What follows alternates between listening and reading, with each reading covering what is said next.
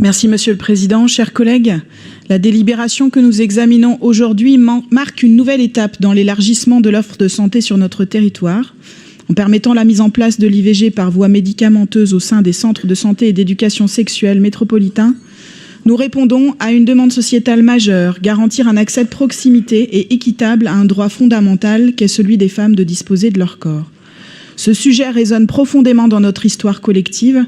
Il doit être rappelé qu'aujourd'hui encore, dans de nombreux pays, ces droits fondamentaux sont remis en cause, et ce parfois brutalement. La dépénalisation de l'avortement en France fête cette année ses 50 ans. L'entrée du droit à l'IVG dans la Constitution n'a pas encore 1 an.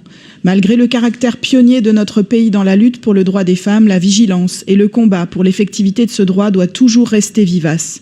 Et ce d'autant plus aujourd'hui, face à la diffusion décomplexée des idées d'extrême droite dans notre société et dans les assemblées locales. Cette initiative répond également à une réalité préoccupante. De nombreuses femmes, en particulier celles vivant dans les zones rurales ou défavorisées, rencontrent des obstacles pour accéder à des services d'IVG. En rendant ces médicaments disponibles dans des centres de santé sexuelle, nous répondons à une demande des femmes de ces secteurs qui contribuent à réduire les cela contribue à réduire les inégalités d'accès aux soins et à garantir que chaque femme puisse exercer son droit à disposer de son corps.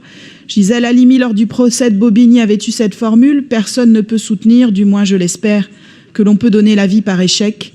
Faciliter l'accès à l'IVG, c'est justement barrer la route à cette fatalité. Il s'agit d'un enjeu de santé publique et de justice sociale.